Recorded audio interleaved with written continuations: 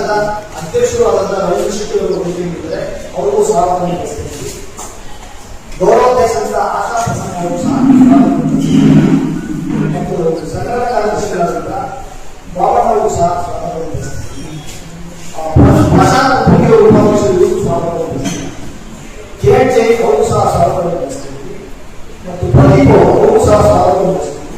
ರಾಜೇಂದ್ರ ಪ್ರಸಾದ್ ಅವರು ಸಹ ಸ್ವಾಗತವನ್ನು ದಾವಣಗೆರೆ ಎಲ್ಲರೂ ಸ್ವಾಗತ ಬಯಸ್ತಾರೆ.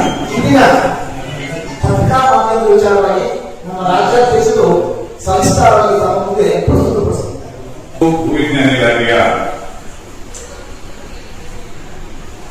ಅಡಿಯಲ್ಲಿ ಬರುವಂತಹ ನಮ್ಮ ಕಟ್ಟಡಕಲ್ಲು ಗಣಿಗಾರಿಕೆ ಕ್ವಾರಿ ಮತ್ತು ಕ್ರೆಷರ್ ಮಾಲೀಕರ ಸಂಘದ ಸಂಘಟನೆ ಆಗಿರುವಂತಹ ನಮ್ಮ federation of Karnataka quarry and crusher owners association registered Bangalore ಇದರ ವತಿಯಿಂದ ಒಂದು ಪತ್ರಿಕಾಗೋಷ್ಠಿಯನ್ನು ನಡೆಸ್ತಾ ಇದ್ದೇವೆ.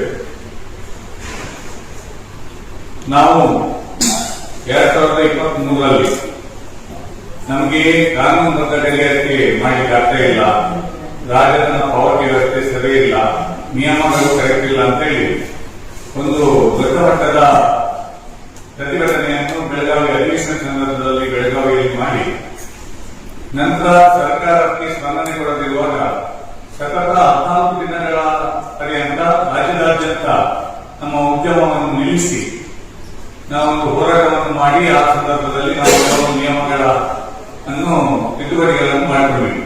ವಿಚಾರ ಇಷ್ಟೇ, ಅಕ್ರಮ ಗಣಿಗಾರಿಕೆ ಇರಬಾರ್ದು, ಸಕ್ರಮವಾಗಿ ಮಾಡಬೇಕು. ಸರ್ಕಾರಕ್ಕೆ ಬರುವಂತಹ ರಾಜ್ಯದ DMF, ರಾಯಲ್, GST ಎಲ್ಲವೂ ಸಂದಾಯ ಮಾಡಿ ವ್ಯವಸ್ಥಿತವಾಗಿ ನಡೆಯಬೇಕು ನಮ್ಮ ಇಂಡಸ್ಟ್ರಿ ಅನ್ನುವ ಉದ್ದೇಶದಿಂದ ನಾವು ಫೆಡರೇಷನ್ ವತಿಗೆ ಸತತವಾಗಿ ಕಳೆದ 10 ವರ್ಷಗಳಿಂದ ಹೋರಾಟವನ್ನು ಮಾಡಿಕೊಂಡು ಬರ್ತಾ ಇದ್ದೇವೆ.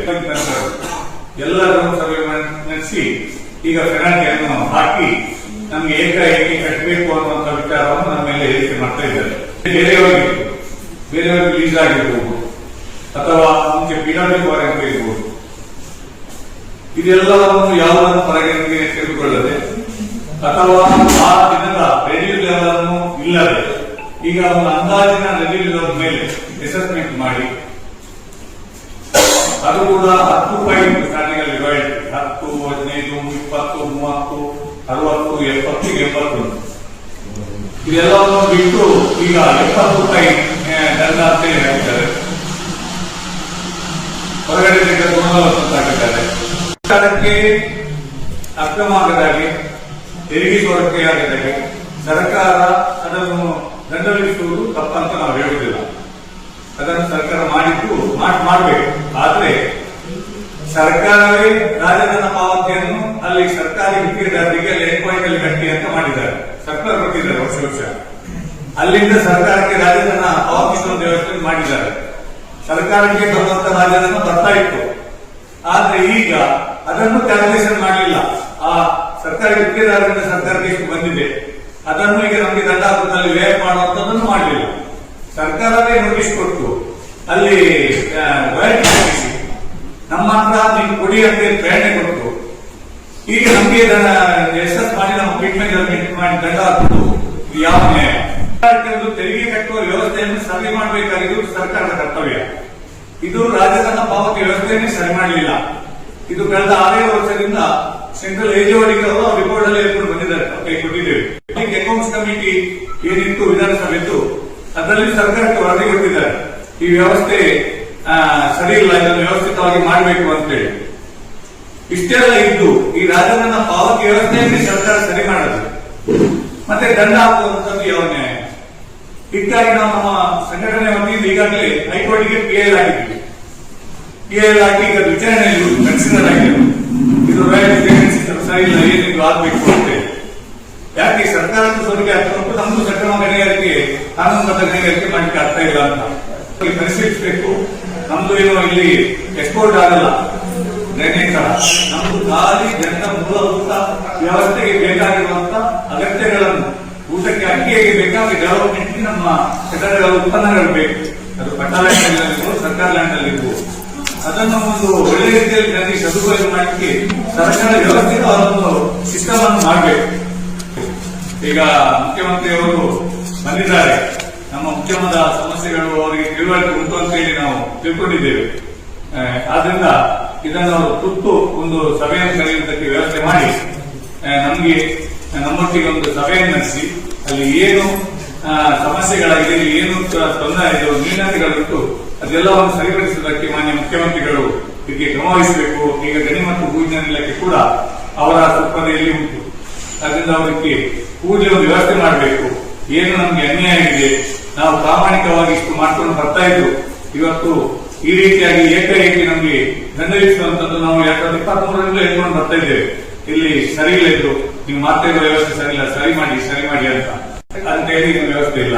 ಪ್ರತಿ ವರ್ಷ 2006 ಪ್ರತಿ ವರ್ಷ ಆಡಿಟ್ ಮಾಡಿ ನಮ್ಗೆ ಕ್ಲಿಯರ್ ಮಾಡ್ಕೊಂಡು ನಮ್ಗೆ ಕ್ಲಿಯರೆನ್ಸ್ ಸರ್ಟಿಫಿಕೇಟ್ ಕೊಟ್ಟಿದ್ದಾರೆ. ನಮ್ಗೆ ಮತ್ತೆ ಲೀಸ್ ಹಾಕ್ಬೇಕಾದ್ರೆ ಕ್ಲಿಯರೆನ್ಸ್ ಸರ್ಟಿಫಿಕೇಟ್ ಇಲ್ಲ, ಲೀಸ್ ಹಾಕಿರ್ತಾರಲ್ಲ, ಇದಕ್ಕೆ ನಾವು ರಾಜಧಾನವನ್ನು ಸರ್ಕಾರಕ್ಕೆ ಅಡ್ವಾನ್ಸ್ ಆಗಿ ಕಟ್ಟಿ ಮತ್ತೆ ನಮ್ಗೆ ಪರ್ಮಿಟ್ ಜನರೇಟ್ ಆಗುತ್ತೆ, ಮೊಬೈಲ್ ರೀಚಾರ್ಜ್ ಮಾಡಬೇಕು. ಇದರಲ್ಲಿ ಕೂಡ ವ್ಯತ್ಯಾಸ ಇದ್ರೆ ಪ್ರತಿ ವರ್ಷ ಆಡಿಟ್ ಮಾಡಿ ಅದಾದ ಅಸೆಸ್ಮೆಂಟ್ ಮಾಡಿ ನಾವು ಕಟ್ಟಿಸಿಕೊಡ್ತಾರೆ. ಡಿಫರೆನ್ಸ್ ಅಂತ ಇದ್ರೆ ಇದು ಪ್ರತಿ ವರ್ಷ ಮಾಡ್ಕೊಂಡು ಬಂದಿದ್ದಾರೆ. ಇದು ಅನಂತರ ಕೂಡ ನಮ್ಮದೇನೆ ಹೇಳಿದ್ರು ಮುಖ್ಯಮಂತ್ರಿ ಅವರ ಬಸವರಾಜ ಬೊಮ್ಮಾಯಿ ಅವರು ಮುಖ್ಯಮಂತ್ರಿ ಇರುವಾಗ ಕೃಷ್ಣದಲ್ಲಿ ಮೀಟಿಂಗ್ ಮಾಡಿ ನಾವು ಪ್ರತಿಭಟನೆ ಮಾಡಿದ ಸಂದರ್ಭದಲ್ಲಿ ನೀವು ಇನ್ನು ಮುಂದಕ್ಕೆ ದಾರಿಯಲ್ಲಿ ತೆಗೆದು ಇನ್ನು ಮುಂದಕ್ಕೆ ಸೆಟ್ ಮಾಡೋದಕ್ಕೆ ನಮ್ಮನ್ನು ಮುಂದುವರಿಸಿಕೊಂಡು ಹೋಗ್ತೇವೆ ಅಂತ ಹೇಳಿ ಹೇಳಿದ್ರು. ಜಿಲ್ಲಾದವರ ಅಲ್ಲೇ ಗಟ್ಟಿ ಅಂತ ಹೇಳಿ ಕೊಟ್ಟಿದ್ದಾರೆ. ಅಲ್ಲೇ ಗಟ್ಟಿ contract trust, government contract trust ಅಲ್ಲೇ ಗಟ್ಟಿ ಪ್ರೊವಿಷನ್ ಮಾಡಿದ್ದಾರೆ. ಅಲ್ಲಿಂದ ಈಗ ನಮ್ಗೆ 6,000 ಕೋಟಿ ಕರ್ನಾಟಕ ಬಂದಿದೆ. ಅದಕ್ಕಿಂತ ಅಷ್ಟೇ ದುಡ್ಡು ಅಲ್ಲಿಂದ ಬಂದಿದೆ, ದುಡ್ಡು ಸರ್ಕಾರಕ್ಕೆ. ಇದು ವ್ಯವಸ್ಥೆ ಸರ್ಕಾರ ಮಾಡಿತ್ತು. ನಾವು ಅದಕ್ಕೋಸ್ಕರ ಆ ಸರ್ಕಾರ ಮೇಲೆ ನಾವು ದುಡ್ಡನ್ನು ಗೆದ್ದೇವೆ. ಹೀಗೆ ಅದನ್ನು ಎಸೆಸ್ ಮಾಡಿ ಇಲ್ಲಿ ಕೂಡ ಕಟ್ಟಬೇಕು ಅಂತ ಹೇಳಿ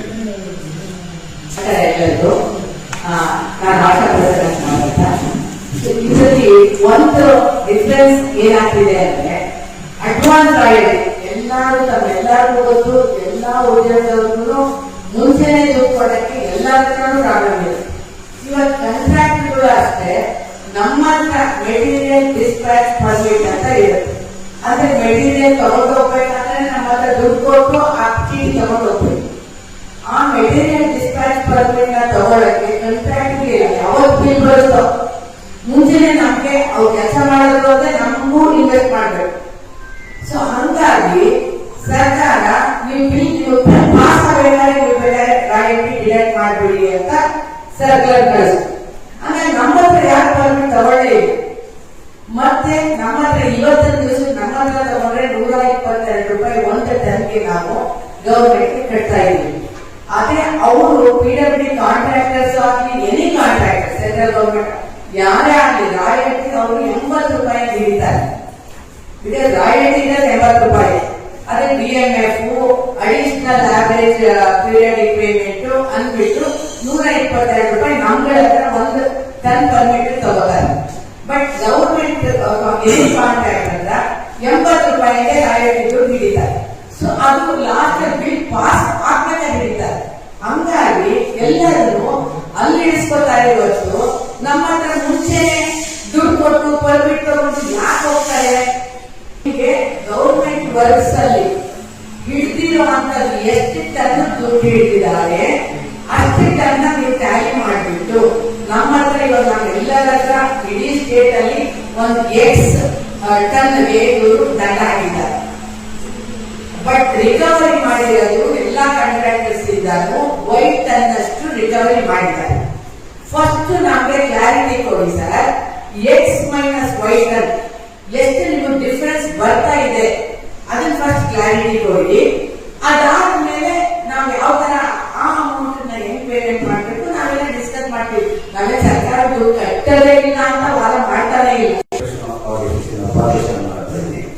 ನಾವೀಗ ಆಲ್ರೆಡಿ ಹೈಕೋರ್ಟ್ ಅಲ್ಲಿ ಕ್ಲಿಯರ್ ಆಗಿದ್ವಿ.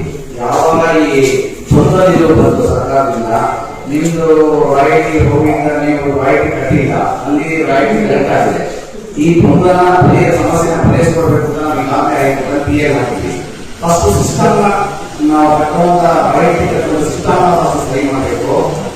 3 ಬಾರಿ ನಾವು ನೀರು ಸ್ಟೇಷನ್ ಹೋಗ್ಬೇಕಾದ್ರೆ ನಾವು ನಮ್ಮಿಂದ ರಾಯಲ್ಟಿ ಕಟ್ ಮಾಡಬೇಕು ಅಂತ ರೂಲ್ ಇದೆ.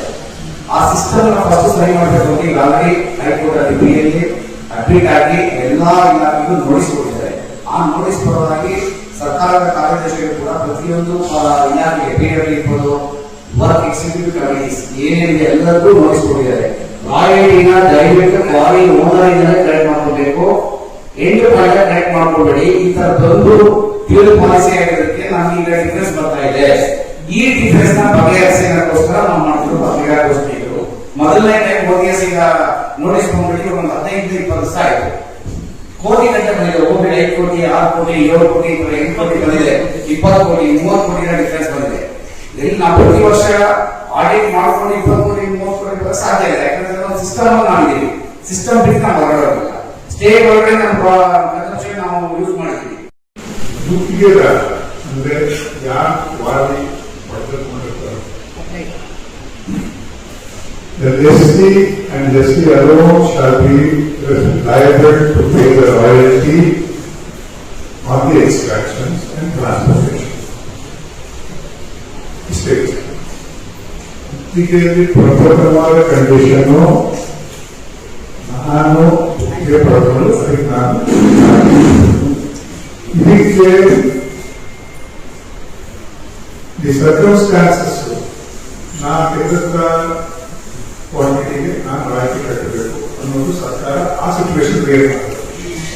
ಒಂದು ಕಡೆ ಲೀಸ್ ಕಂಡೀಷನ್ ನಾನು ಕಟ್ಟಬೇಕು ಅಂತ ಹೇಳ್ಬಿಟ್ಟು ಸರ್ಕಾರಿ ಕಾಮಗಾರಿಗಳಿಗೆ ತೆಗಿತಕ್ಕಂಥ ಕಾಂಟ್ರಾಕ್ಟ್ಗಳಿಂದ ಮಾಡತಕ್ಕಂಥ ಕಾಮಗಾರಿಗಳಿಗೆ ಅವರು ರಾಯಲ್ಟಿ ಹುಡ್ಕೋಬಹುದು ಅವ್ರಿಗೆ ಸರ್ಕ್ಯುಲರ್ ಕೊಟ್ಟು ಇಲ್ಲಿ ಕೈಗೊಂಡೇ ಆಗಿದೆ. ನಮ್ಮ ಸಿಸ್ಟಮ್ ಸರಿ ಮಾಡಿ ನಮ್ಮಿಂದ ಇಲಾಖೆಗೆ ಸಾಕಷ್ಟು ಹಣ ಬರುತ್ತೆ. ಹೊಸ ಮೂಲಕ ಕಂಡುಹಿಡಿದು ನಮ್ಮನ್ನ ಈ ಒಂದು ಏನು ಪೆನಾಲ್ಟಿಯಿಂದ ಮುಂದುವರಿಸಿದ್ರೆ ನಾವು ಸರ್ಕಾರದ ಅಭಾವ ಮುಖ್ಯಮಂತ್ರಿಗಳು ಕೇಳ್ಕೊಳ್ತೇವೆ. ಹಾಗಾಗಿ ಈ ಒಂದು ಸರ್ಕಾರ ನಮ್ಮನ್ನ ಪರಿಗಣಿಸಿ ನಮ್ಮ ಏನು ನೋವಿದೆ ಅದನ್ನ ಅಂತಿಮ ಮಾಡಿದ್ರೆ ಸರ್ಕಾರ ನಾವು ಅಭಾವ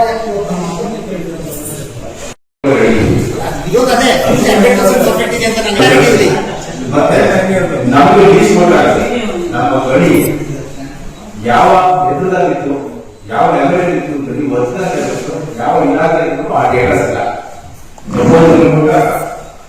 ಈ ಹಂತದಲ್ಲಿತ್ತು ಅಂತ ಹೊರಗಡೆ ಏನಾದ್ರು ಡೇಟಾ ಸಿಗುತ್ತೆ. ಇವತ್ತು ಈ ಹಂತ ಬಂದಿದೆ, ಇಷ್ಟು ಡಿಫರೆನ್ಸ್ ರೀಸ್ಟಾರ್ಟ್ ಮಾಡಿದೆಯಪ್ಪ ಅಂತ ಹೇಳ್ಬೋದು. ಈ ಮೊದಲನೇ ಡೇಟಾಸ್ ಹೊರಗಡೆ ಇಲ್ಲ, ಅದನ್ನ ಎಲ್ಲಿಂದ ತಗೊಂಡಿದ್ದೀನಿ ಅಂತ ಹೇಳ್ತಾರೆ. ಸ್ಯಾಟಲೈಟ್ ಡಿವೈಸ್ ತಗೊಂಡಿದ್ದೀನಿ ಅಂತ ಹೇಳ್ತಾರೆ. ಸ್ಯಾಟಲೈಟ್ ಅಲ್ಲಿ ಒಂದಿನೊಂದು 2005 ತಗೊಂಡಿದ್ವಿ. ಇವತ್ತು ಡ್ರಾಪ್ ಮಾಡಿ ಅದಕ್ಕೂ ಇದಕ್ಕೂ ಡಿಫರೆನ್ಸ್ ಫೈಂಡ್ ಔಟ್ ಮಾಡ್ತೀನಿ ಅಂತ ಹೇಳ್ತಾರೆ. ಇದನ್ನ ನಾವು ಹೋಗ್ತಾ ಇದ್ದೀವಿ. ಆಮೇಲೆ ಟೆರೈನ್ ಯಾವತ್ತೂ ಕೂಡ ಒಂದು ಗ್ರೇಡ್ ಬಂಡೆ ಹಿಂಗಿರುತ್ತೆ ಹಿಂಗಿರುತ್ತೆ ಹಿಂಗಿರುತ್ತೆ. ಯಾವುದೋ ಒಂದು ಹೈಟ್ ಎಲ್ಲ ತಗೋಬಹುದು, ಎಲ್ಲಾದ್ರೂ ಒಂದು ಕನ್ಸಿಡರ್ ಮಾಡ್ತಾರೆ. ಆಮೇಲೆ ಎಕ್ಸ್ಕವೇಟ್ ಮಾಡೋ ಕ್ವಾಲಿಟಿ ಜಾಸ್ತಿ ಬರುತ್ತೆ. ಇದು ಅವೈಜ್ಞಾನಿಕ ಅಂತ ಹೇಳ್ತಾರೆ. ವರ್ಷದ ಲೀಸ್ ಕೊಟ್ಟಾಗ ಇವತ್ತು ಏನಾದ್ರು ಲೀಸ್ ಕೊಟ್ಟಿದ್ದೀನಿ, ಈ ನೆಗಟಿದೆ ಅಂತ ಡೇಟಾ ಸಿಗ್ತೀವಿ ಅವತ್ತ ಇಲ್ಲ, ಅದರ ಸರ್ಟಿಫಿಕೇಟ್ ನಾವು ಮಾಡ್ಕೊಂಡಿದ್ದೀವಿ ಅಂತ ಹೇಳ್ತಾರೆ. ಇದು ತಪ್ಪು ಅಂತ ನಾವು ಹೇಳ್ತಾರೆ. ನಮ್ಮಲ್ಲಿ ರಾಯಲ್ಟಿ ಪಾವತಿ ಮಾಡಿಬಿಟ್ಟು ನೀವು ಮಾರಾಟ ಮಾಡಬೇಕು ಅಂತ ಕಾನೂನಿದೆ. ಮತ್ತೆ ಇನ್ನೊಂದು ಕಡೆ ಏನಿರುತ್ತೆ, ಸರ್ಕಾರದ ಇಲಾಖೆಗಳು ಏನು ಕಾಮಗಾರಿ ಮಾಡ್ತಾರೆ, ನೀವು ಕೂಡ ರಾಯಲ್ಟಿ ಕಲೆಕ್ಟ್ ಮಾಡಿ ಅಂತ ಹೇಳ್ತಾರೆ. ಸರ್, ಅಲ್ಲಿ ರಾಯಲ್ಟಿ ಕಲೆಕ್ಟ್ ಮಾಡಲಿಕ್ಕೆ ಅವಕಾಶ ಕೊಟ್ಟಾಗ ಇಲ್ಲಿ ಯಾಕೆ ಗುತ್ತಿಗೆದಾರ ಮುಂಗಡವಾಗಿ ರಾಯಲ್ಟಿ ಕಲೆಕ್ಟ್ ಮಾಡೋದ್ರೆ ಅದು ಪೋಸ್ಟ್ ಪೇಡ್, ಇದು ಪ್ರೀಪೇಡ್. ಈ ಏನು ಕಾಮಗಾರಿಗಳು ಕೊಟ್ಟಿದ್ರೆ ಆ ಇಲಾಖೆಯಿಂದ ಏನು ಕಲೆಕ್ಟ್ ಮಾಡಿ ರಾಯನ ಈಗೇನು ಅಸೆಸ್ ಮಾಡಿ ಇದರಲ್ಲಿ ಮೈನಸ್ ಮಾಡಿ ಡೈರೆಕ್ಟ್ ರಿಸೀವಬಲ್ ಏನಿದೆ ಸರ್ಕಾರ ಅದು ಮಾತ್ರ ಕೇಳಿಕ್ಕೆ ಕೇಳ್ತಾರೆ.